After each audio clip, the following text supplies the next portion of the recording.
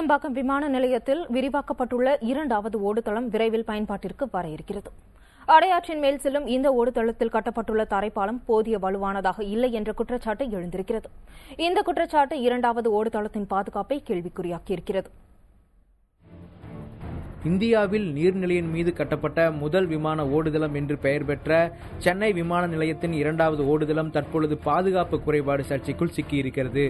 அடையாற்றின் மீது சுமார் 230 கோடி ரூபாய் செலவில் கட்டப்பட்டிருக்கும் இந்த பாலத்தின் பல இடங்களில் வெடிப்புகளும் கம்பிகள் துருப்பிடித்தும் காணப்படுவது அந்த பாலத்தின் அடிப்பகுதியிலிருந்து எடுக்கப்பட்ட வீடியோ காட்சிகளில் தெரிகிறது. இந்த ஓடுதளத்தை பயன்பாட்டிற்கு கொண்டு வருவது ஆபத்தானது என்கிறார் ஓய்வு பெற்ற விமானியும் பாதுகாப்பு நிபுணருமான ரங்கநாதன்.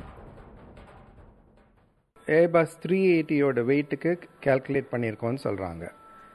ஏர்பஸ் 380யோட வெயிட் வந்து 385 ton landing weight passenger aircraft.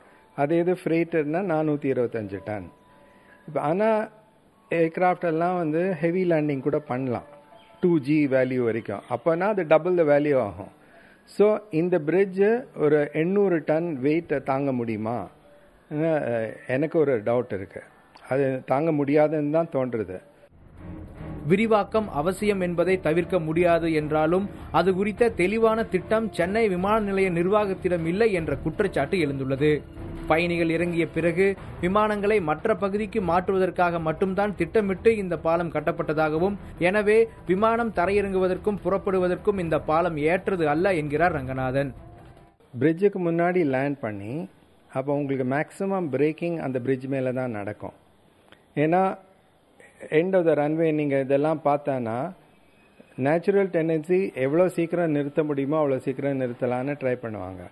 So அந்த மேக்ஸிமம் டீசலரேஷன் ஃபோர்ஸ் எடுக்கும்போது இந்த மாதிரி கிராக்ஸ் அந்த ஸ்ட்ரக்சர் வீக்காக இருந்தானா அது தாங்காது.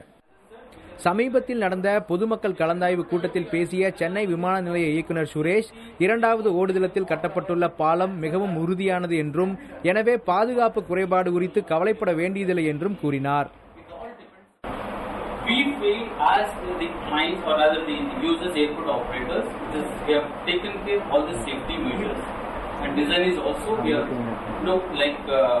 whatever the design approach received from IIT Madras, this white photo. I mean, we are quite confident we can take the load and also we can safely we can operate here. இரண்டாவது ஓடுதளம் பாதுகாப்பானது என்று விமானத்துறையின் தலைமை இயக்குநரால் இன்னும் சான்றளிக்கப்படவில்லை. இதனால் விபத்தை தவிர்க்க இரண்டாவது ஓடுதளத்தின் பாதுகாப்பை விமானத்துறை உறுதி செய்ய வேண்டும்.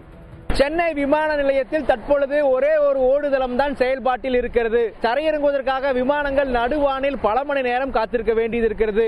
இதை தவிர்க்க இரண்டாவது ஓடுதளம் மிகவும் அவசியமானதாக இருக்கிறது. ஆனால் அது பாதுகாப்பானதாக இருக்க வேண்டும் என்பது அனைவரது வேண்டுகோளாகவும் இருக்கிறது. புதிய தலைமுறைக்காக ஒளிப்பதிவாளர் குழுவுடன் மகாலிங்கம் பொன்னுசாமி.